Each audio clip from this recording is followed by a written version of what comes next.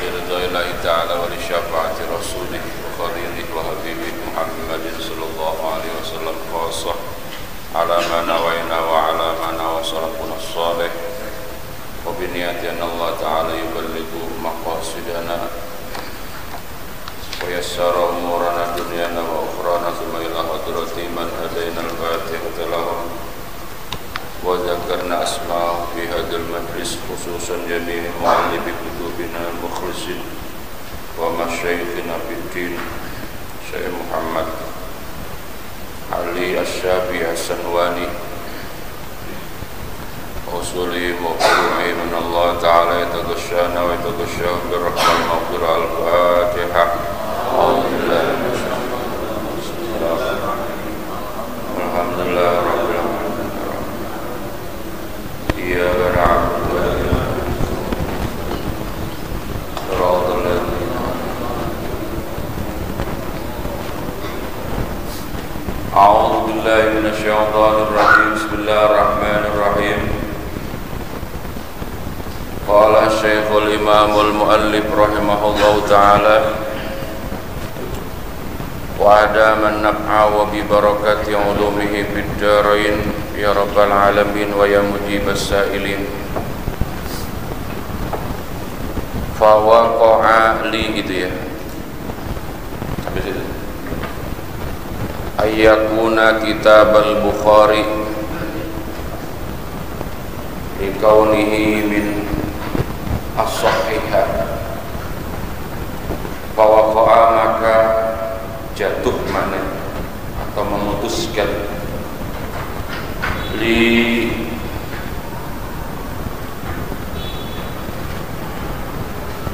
ini maknanya fi nafsi li kepadaku atau di dalam hatiku apa ayyakuna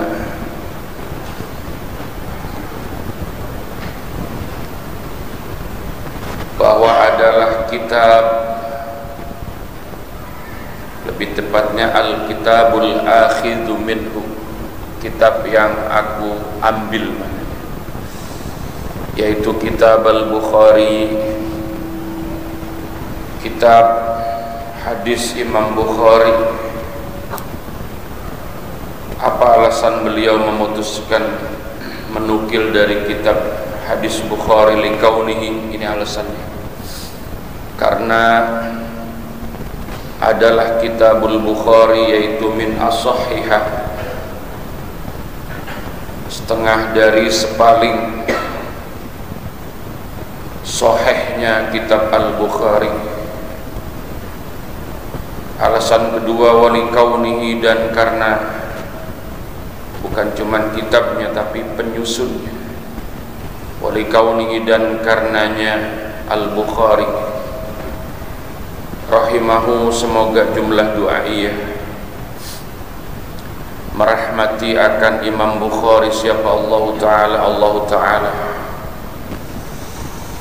Walikaunihi, khabarnya kaun yaitu kana, adalah Bukhari yaitu minas salihin, setengah dari paling sempurnanya orang-orang saleh. Wa kana, dan adalah Bukhari yaitu mujabat dakwati, orang yang sangat diijabah doanya. Yang ketiga yang paling penting ini, dan kita beruntung ngaji kitab beliau, waja'a, dan mendoakan Imam Bukhari liqari'ihi, bagi orang yang membaca apalagi mempelajari kitabul Bukhari. Apa maksudnya hadirin? Ini masih muqaddimah ya, panjang sekali muqaddimahnya. Kita ngaji kitab hadis ini mukhtasar, ringkasan dari kitab Sahih Bukhari.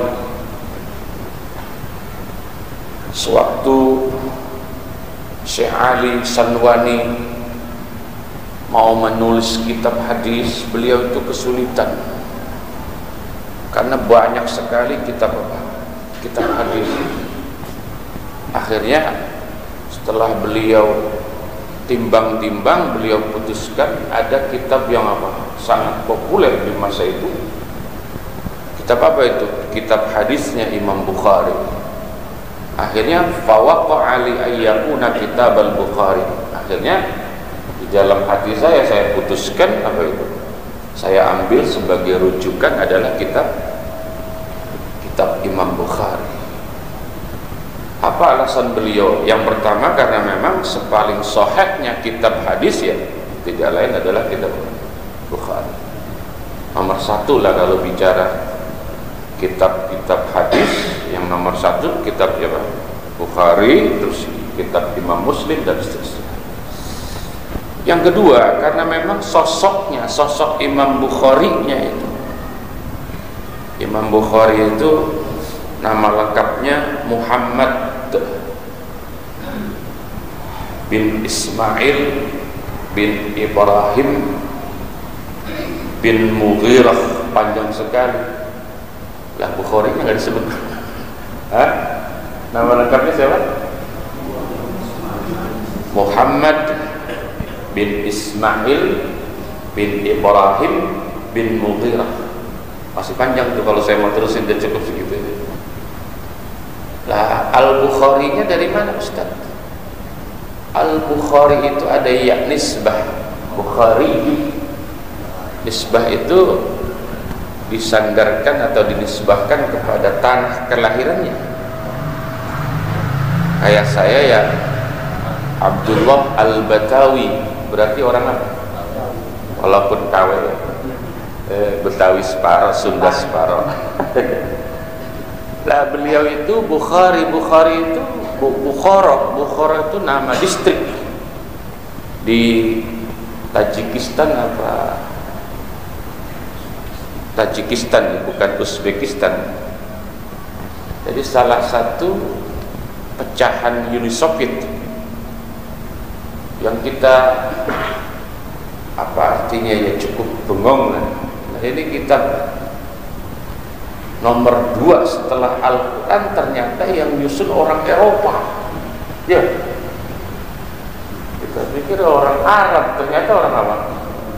Orang Eropa. Ya wajar ya, zaman lagi Eropa belum seperti sekarang. Kalau sekarang ya kagak ada yang Eropanya udah kayak gitu. Ya, jadi kitab-kitab yang kita ngaji sama guru kita itu zaman dulu ya nggak semua dari Arab. Ya memang mayoritas dari Timur Tengah.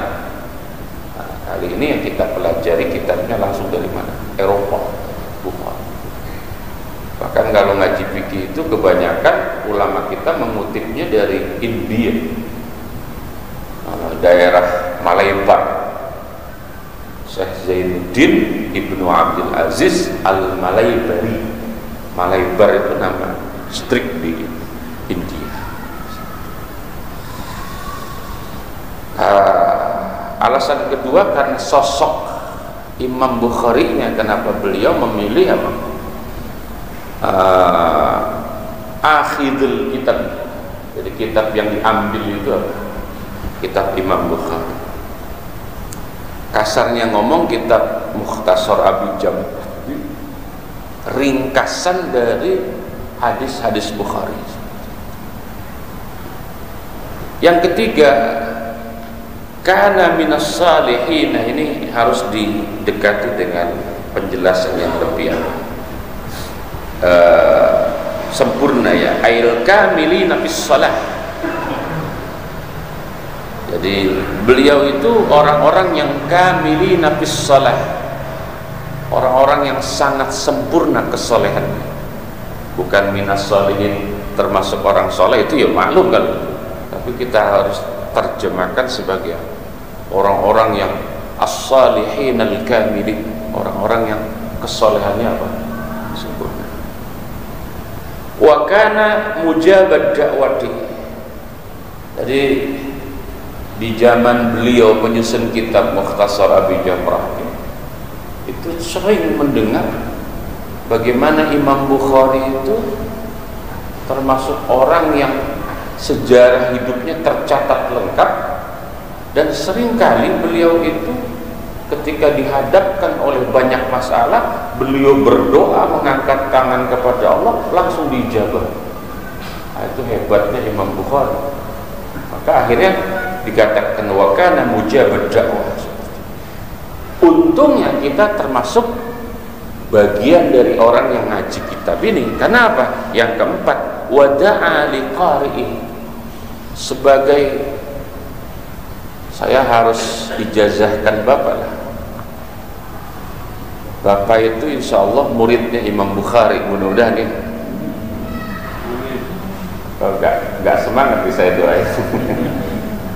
Pak, saya itu punya sanad hadis sampai Imam Bukhari, Pak. Punya saya sanad. Karena saya memegang ijazah kitab Sahih Bukhari 6 jilid, saya ngaji.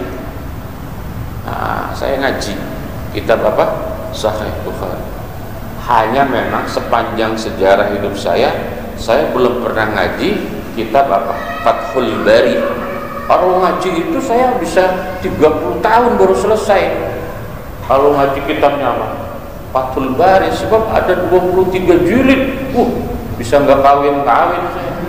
Mondok aja. Tapi dulu ya 4 tahun kelar itu saya ngaji Sahih Bukhari.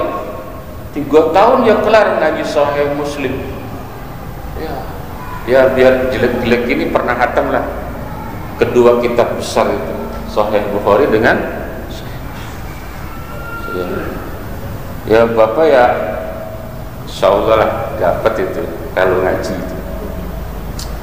Nah, kenapa wada'a liqarihi ini beruntungnya orang ngaji kitab Bukhari itu?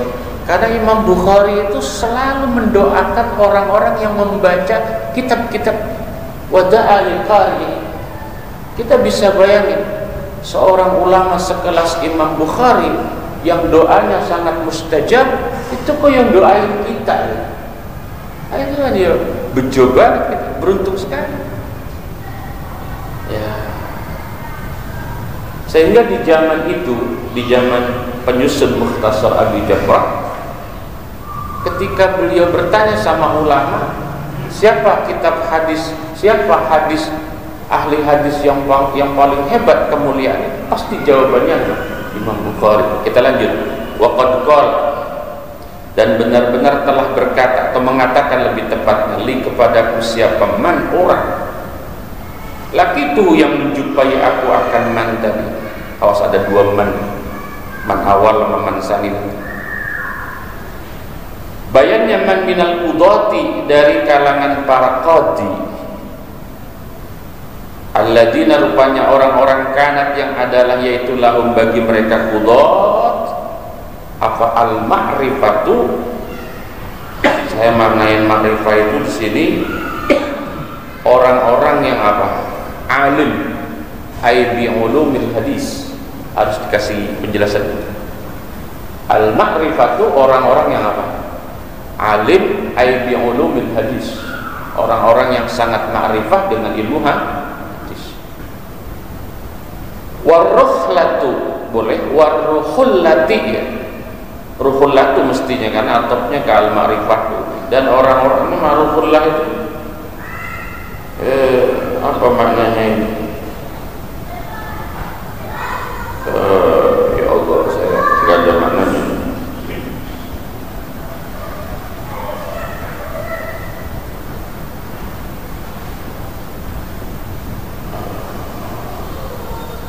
Ada ini cuman tidak terlalu jelas. Warruhullatu boleh, warruhlatu ya boleh. Dan apa? Memiliki maksud atau tujuan mananya.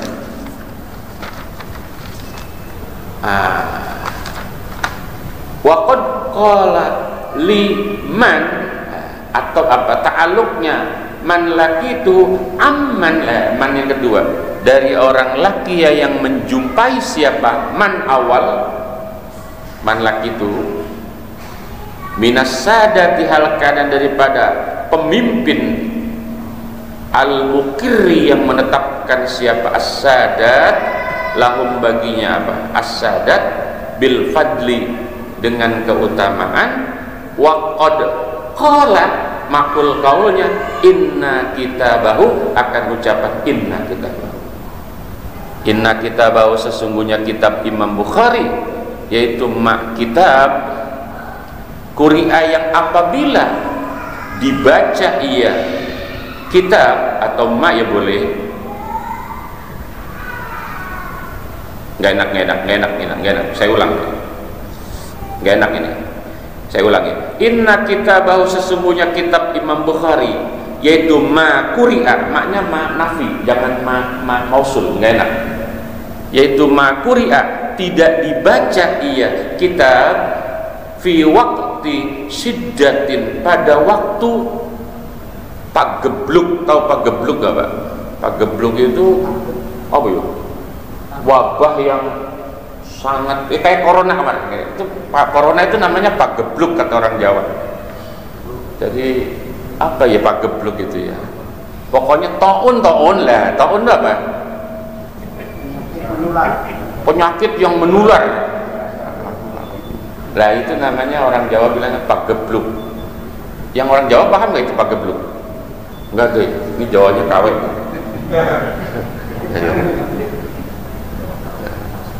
Atau pada waktu yang sangat susah, artinya pada waktu terjadinya kemelaratan.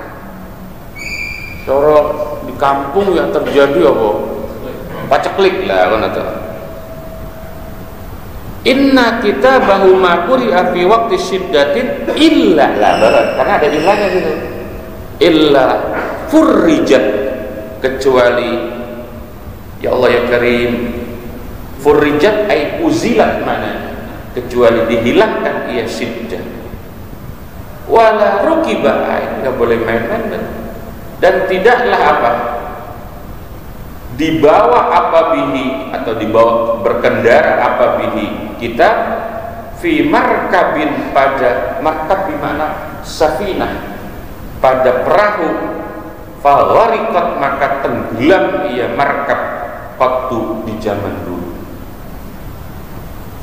Ini kata penyusun kitab Mukhtasar, saya itu pernah atau seringkali berjumpa ulama-ulama yang memang sangat alim di zaman dulu. Hakim agama itu diangkat dari ulama-ulama yang sangat alim, namanya qadhi itu ya zamannya Qudat. Ulama-ulama yang jadi qadhi itu, ketika saya tanya terkait kitabnya Imam Bukhari, mereka mengatakan mengakui keutamaan kitab Imam Bukhari. Inna kitabahu, ini komentarnya man lakidu. Jadi inna kitabahu ma quri'a fi waqti syiddatin, seandainya terjadi pagebluk tadi, terjadi taun tadi, terjadi kesulitan yang luar biasa, kok Anda baca itu kitab Bukhari, maka furijat illa furijat, maka Allah akan hilangkan kesulitan itu. Ini khasiatnya atau maziyahnya atau fadilahnya membaca kitab Imam Bukhari, hadis-hadis Imam. Kalau kita baca Al-Quran kan itu sudah banyak hadisnya ya, misalnya orang lagi sakit apa, kita bacain apa? Surah, kita bacain ayat. Baru kali ini kita dengar ada pernyataan dari ulama yang mengatakan kalau terjadi wabah yang luar biasa, kemudian Anda bacakan itu hadis-hadis Bukhari, maka Allah akan hilangkan itu wabah lain. Ini yang paling gak enak. Wala rukiba bihi fi markab faghariqat. Pernah zaman dulu qattu zamanul madi, mana qattu. Pernah zaman dahulu ada orang membawa kitab Imam Bukhari, kemudian kitabnya dibawa waktu dia mengendarai perahu. Hati-hati, berarti yang sampai dibawa di kitab waktu nyebrang kemana? Ke Selat Sunda ya. Jadi zaman dulu ada orang bawa kitab Imam Bukhari, kemudian dia naik perahu, terjadi apa? Tenggelam perahunya, berarti jangan bawa kemana-mana. Wah, bisa tenggelam. Tapi tadi saya naik motor ya, bawa kitab ini ya. Doain ya selamat ya. Ngeri juga. Berarti ngaji di sini gawat ini. Harus hati-hati banget. Karena ini kitab luar biasa ya. Kitab keramat ya, karena keramatnya tuh gini. Karena isinya hadis. Hadisnya hadis sahih. Yang kedua, yang nyusunnya itu ulama sekelas Imam Bukhari. Jadi karomahnya seperti itu. Akhirnya faragibtu ma'a barakatil hadis. Faragibtu maka demen mananya atau suka aku ma'a barakatil hadisi beserta keberkahan hadis fi tilkal barakati pada beberapa keberkahan itu. Lima karena apa? Sesuatu fil qulubi yang tetap iyamah di dalam hati minas sodai dari kotoran. Sehingga aku ini, kata Kiai Musannif penyusun kitab itu, akhirnya bukan cuma memutuskan rujukannya kitab Bukhari, tapi saya memang sangat menyukai kitab-kitab Imam Bukhari karena saya pernah punya masalah dengan hati saya. Jadi hati saya itu, kata penyusun kitab ini, karena ketawaduannya, itu adalah hati orang-orang yang kotor. Biasa Pak, saya mau berbagi rasa. Coba Bapak perhatikan ulama-ulama yang konsis dengan ngaji kitab kuning. Coba Bapak perhatikan. Mereka itu cenderungnya ya nyantai, pasti nyantai, bijak. Saya kasih bocoran. Biasanya ulama-ulama itu ketika mau ngaji, dia kan mutolaah, dia belajar ya.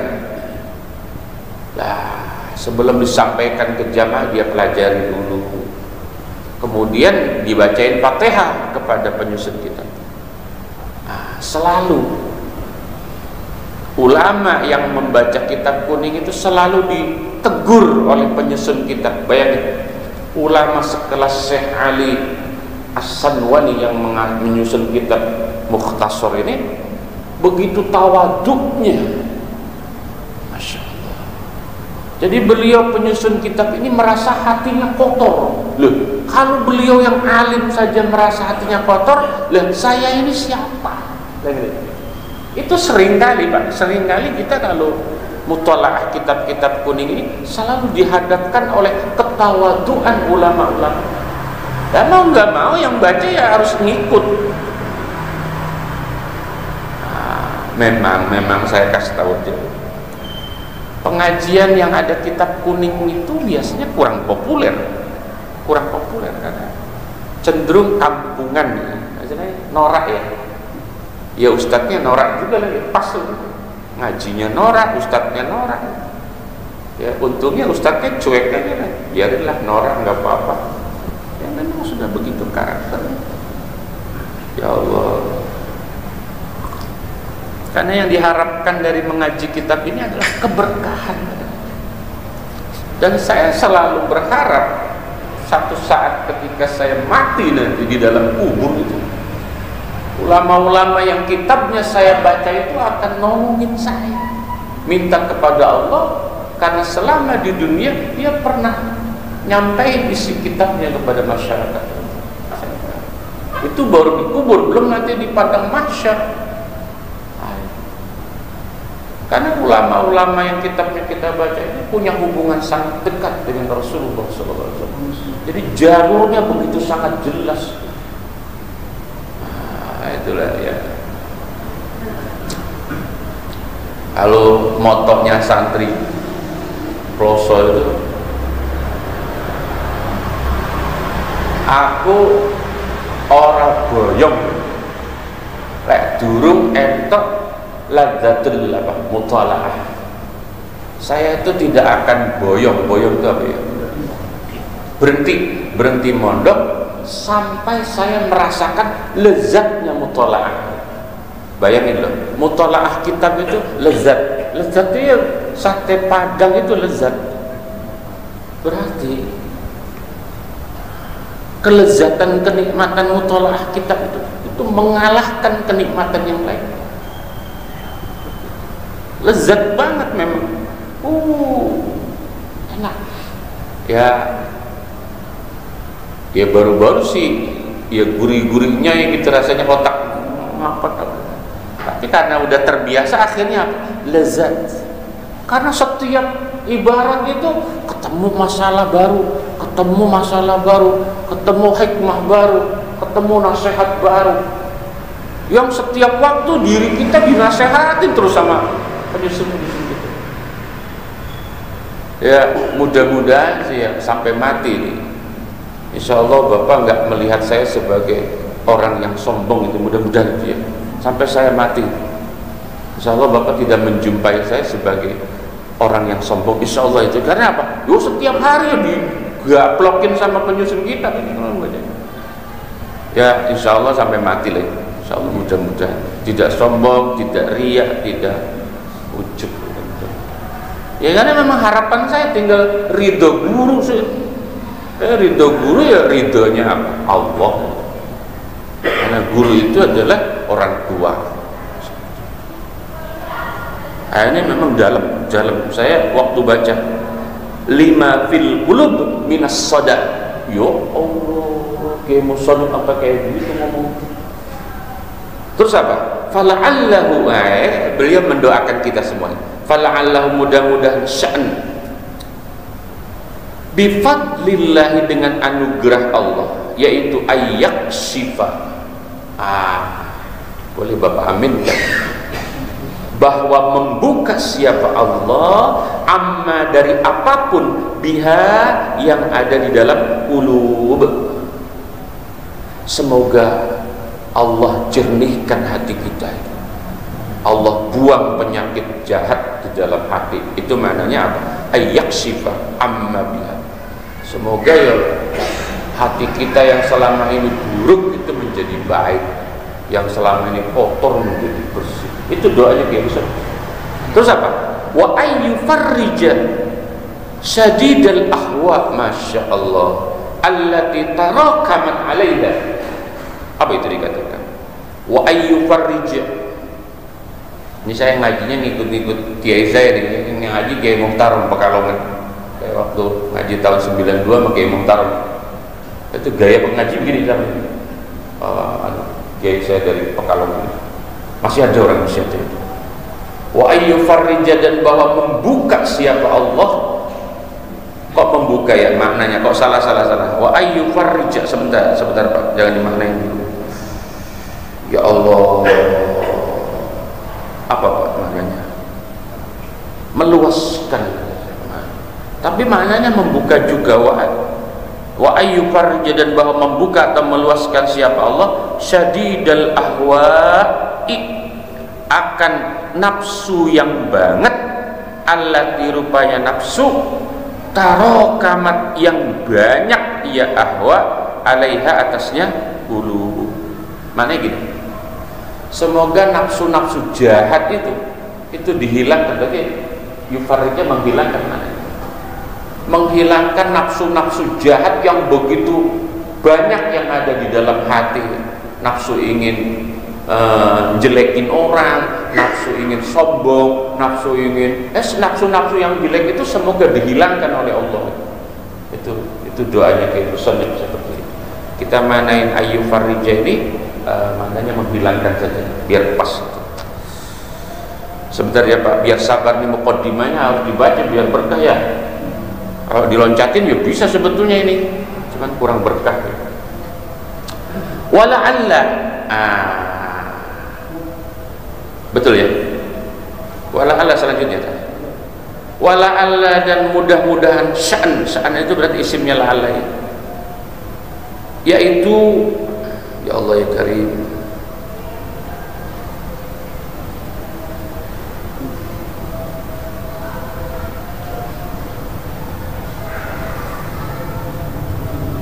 apa baca itu Bapak? Ja'ala apa? Oh bihamli. Wala'ala, dan mudah-mudahan sya'an, yaitu bihamli tilkal ahadisi, dengan membawa hadis-hadis itu al-jalilati, yang bagus ya ahadis,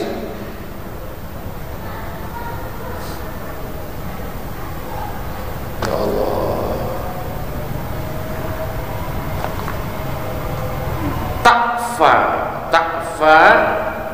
bakal selamat apa ini anu ya apa badik nih Pak ya, takfa bakal selamat ya hati minal gharqi dari tenggelam di mana, fi buhuril bid'ah, pada bid'ah yang diserupakan lautan wal azami, dan beberapa dosa yang sangat luas. Apa maknanya Pak? Semoga dengan menguasai kitab ini, minimal ya 1-2 hadis kita bisa amalkan misalnya dalam kitab ini, mudah-mudahan mampu menyelamatkan hati kita dari perbuatan bid'ah yang sudah sangat meluas seperti luasnya lautan gitu. Dikatakan minal apa fi buhuril bid'ah, pada bid'ah yang sudah meluas seperti luasnya samudra, wal athami, dan dosa yang apa seluas samudra. Falamma kamulat, kita harus selesaikan nih mukaddimahnya biar 2 minggu datang sudah masuk pembahasan. Falamma kamulat, maka manakala sempurna apa tilkal ahadis, bihasabima, dengan mengirakan perkara, wafaqa, yang menulungi siapa Allah ilahi kepadanya, faizan, maka adapun ma wafaqa hiya, adapun tilkal ahadis, yaitu salasu mi'ati hadisin, 300 hadis, ghairi bid'in, hal keadaan kurang lebih. Bid'in itu perkara yang kurang dari 10, itu namanya ghaira bid'in, hal keadaannya apa 300 ya sekian hadis, pokoknya nggak sampai apa, nggak sampai 310, pokoknya kurang dari 10. Fakana, maka adalah apa awwaluha, awalnya tilkal ahadis, yaitu kaifa kana, pembahasan bagaimana adalah apa badul wahyi, permulaan turunnya wahyu di Rasulullah sallallahu alaihi wasallam, wa akhiruha, dan akhirnya tilkal ahadis, yaitu dukhulu ahlil jannati, masuknya ahli surga, apa itu al jannata, ke dalam surga, wa in'amullahi, dan memberikan nikmat Allah alaihim, atas mereka ahlil jannah, bidawami ridahu, dengan senantiasa ridhonya Allah, fiha, di dalamnya jannah. Ketika saya sudah merasa yakin betapa sempurnanya kitab-kitab Imam Bukhari, dan atas pertolongan Allah tentunya, maka saya putuskan meringkas kitab Imam Bukhari itu, yang saya ambil dari ribuan kitab Bukhari hadisnya itu, saya hanya mengutip 300 sekian hadis saja. Salatu mi'ati hadisin ghaira bid'in, itu artinya 300 lebih dikit, dan dikitnya tapi nggak nyampe 10, karena al bid'u itu pakai dot, itu maknanya apa, bilangan yang kurang dari 10. Nanti dicek aja Pak hadisnya, ada nomornya nggak di situ hadisnya? Nggak ada ya? Nggak ada ya? Ya, pokoknya hadisnya kurang lebih 300 sekian hadis, alias kurang dari 310 hadis, nggak nyampe 10 hadis, 310 hadis. Ada, sampai nomor berapa terakhir? 294. Masa sih? 294 terakhir, 294. Tapi ini bilangnya nggak nyampe. Oh bener, nggak nyampe 300 hadis. Berarti 300 kurang bid'in tadi, bener itu, bukan 300 lebih bid'in, tapi 300 kurang bid'in. Bid'in itu apa? Bilangan yang kurang dari 10. Berarti apa? Akhirnya 6 ya, 294. Berarti kan 300 kurang 6 berarti ya. Berarti totalnya 294 bener.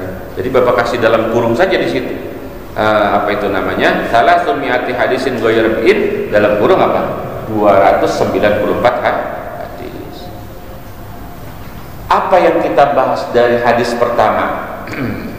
Yang pertama itu Nabi akan menjelaskan proses awal turunnya wahyu, karena agama itu diawali dari turunnya wahyu. Nanti bagaimana cerita Nabi menerima wahyu itu sebagai bahasan pertama.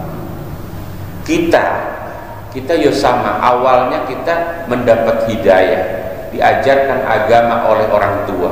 Sebelum pinter kayak sekarang nih, orang tua ngajarin kita apa?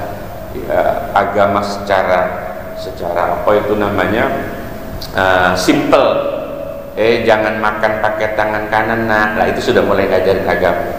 Awal-awal kita masih bocah itu kita sudah dikenalkan agama. Kayak ente itu sekali dua ente ajak itu bocah ke masjid, itu anak ente semua apa anak orang? Kembar. Iya, itu ente kenalin, itu namanya sama agama. Agama ya begini, nah dengerin tuh ada orang ngomong aja di depan tuh. Iya. Nanti hidup kita akan berakhir. Berakhirnya hidup kita itu di dalam kitab ini disimbolkan dengan masuk ke dalam surga. Jadi ternyata hidup kita dari mulai kita hidup, kenal agama, mempertahankan agama, jalanin agama, ya banyak pahala, tidak ada dosa, mati husnul khotimah, kemudian masuk surga. Kira-kira begitu startnya dan finishnya seperti itu. Jadi kitab ini dari nomor 1 sampai nomor berapa tadi, 294 itu diurut secara kebutuhan. Nah, seperti itu. Wasama itu, dan menamai akan mukhtasar bimuqtada wad'ihi, dengan tuntutan susunannya atau karangannya, jam'an nihayati, akan nama jam'an nihayah fi bad'il khairi wa ghayatin, namanya itu ya. Walam ufarrik, dan tidak memisahkan aku, ya Allah ya Karim, bainaha, di antara tilkal ahadis bitabwibin, dengan membuat bab-bab yang banyak, tujuannya rojaan, mengharapkan aku ayyutammima, akan bahwa menyempurnakan siapa Allah li, untuk aku, wa kulliman, dan untuk orang qara'ahu, yang membaca iyaman akan apa, hadal kitab atau mukhtasar. Ustadz, saya nggak punya kitabnya, nggak bisa baca. Tenang, didoain juga sama musannif. Au sami'ahu, apa itu? Atau mendengar iyaman akan hadal kitab. Ya, apa yang didoakan oleh Kiai Musannif ini? Bad al khairi, akan apa itu? Nyatanya kebaikan, bi ghayatihi, dengan puncaknya apa? Ya Allah ya Karim, ini udah mulai payah di mata saya ini. Apa ini bacanya? Apa bacanya? Bi ghayatihi, dengan apa? Puncaknya khair. Apa maksudnya? Di dalam kitab ini, antara satu kitab dengan kitab itu tidak dipisahkan dengan, pokoknya langsung begitu saja ya, tidak kayak kitab-kitab hadis yang lain dengan beberapa pasal, tidak. Kenapa? Supaya nyambung, jadi satu kesatuan itu. Sekaligus saya berharap, kata Kiai Musannif ini, semoga Allah menyempurnakan apa itu, banyaknya kebaikan sampai puncaknya kebaikan buat yang membaca kitab ini dan yang mendengar kitab ini. Jadi semoga kebaikan kita itu ya akan apa, banyak sekali, atau ghayah itu berarti apa, yo mentok ya, artinya ya sangat banyaklah kebaikan-kebaikan yang kita dapat buat orang yang membaca kitab ini atau sekedar mendengarkan kitab ini. Pasang nih Pak ya, jangan baca enggak, dengerin kagak. Dapat apa berarti itu? Dengerin. Ibu denger nggak, Bu? Karena kan ibu-ibu nggak kelihatan, dia tidur aja kita nggak tahu nih. Kalau bapak-bapak kan ketahuan. Ibu-ibu nggak pakai kitab biasa. Ada yang bawa kitab ya. Ya. Ini maaf nih ya, ini karena mukadimahnya masih gundul ini ya tulisannya ya. Pelan-pelan saya baca ini. Ntar kalau udah kesonanya ada barisnya ya, Ustaz ya. Akhirnya beliau tutup dengan doa, fanas'alullahal karim rabbal arsyil azim ayyaj'alaha liqulubina jilaan walidai dinina apa? Syifaan. Di situ syifaan apa syufa'an? Syifaan, syufa'a. Syufa'a boleh, syifaan ya. Bimannihi la rabba siwa. Fanas'alu maka kami meminta atau memohon Allah akan Allah Al-Karim yang mulia ya Allah, Rabbal Arsy, Tuhan yang menguasai ars, Al-Azim yang agung ya ars. Apa yang diminta oleh Kiai Musannif? Ayyaj'alaha, semoga Allah menjadikan kitab ini, yang hadis-hadis yang ada di dalam kitab ini, liqulubina, di dalam hati kami, jilaan akan perkara yang apa? Ya Allah ya Karim, jilaan akan perkara yang mampu menghilangkan kesulitan. Mananya jilaan, perkara yang mampu menghilangkan apa? Kesulitan. Walidai dinina, dan bagi penyakit agama kami dari kesesatan dan seterusnya. Walidai dinina, dan bagi penyakit agama kami, syufa'an akan pertolongan boleh, syifaan ya boleh akan obat. Semuanya itu bimannihi, dengan karunia Allah, la rabba, yang tidak ada Tuhan yaitu maujud siwahu selain Allah. Wa sallallahu ala sayyidina Muhammadin khatamin nabiyyin, yang menjadi penutup nabi, walhamdulillahi rabbil. Habis itu mukadimahnya. Beliau meminta kepada Allah, salah satu kemuliaan kitab ini, barokahnya tentunya, semoga hadis-hadis yang kita baca akan bisa menyembuhkan kita punya penyakit hati itu. Mananya? Karena memang kan hadis-hadis itu petunjuk, Pak. Petunjuk untuk kemaslahatan agama kita. Sehingga agama kita beragama itu kan kadang-kadang ya bener apa kagak, lah ada petunjuknya. Lah, persoalan agama yang kita karang sendiri itu penyakit agama. Jadi rusaknya agama ini karena orang beragamanya ngarang lah itu. Hati-hati ya Pak. Bapak ini sudah lama toh beragama Islam, sudah lama sesuai umurnya. Tapi kadang-kadang persoalan agama yang Bapak nggak ngerti, Bapak putuskan sendiri, itu yang merusak agama. Maka tanyalah kepada yang ahli agama, apakah persoalan agama saya ini terkait kasus-kasus, terkait apapun, itu sudah benar atau tidak. Seperti itu. Maka mudah-mudahan kitab ini mampu menjadi obat bagi orang-orang yang agamanya menjadi rusak. Bismillahirrahmanirrahim. Hadis pertama yang akan datang, kita mulai dari apa? Bad'ul wahyi, bagaimana sejarah turunnya wahyu pertama kali yang diterima oleh Rasulullah SAW. Wallahu a'lam bishawab.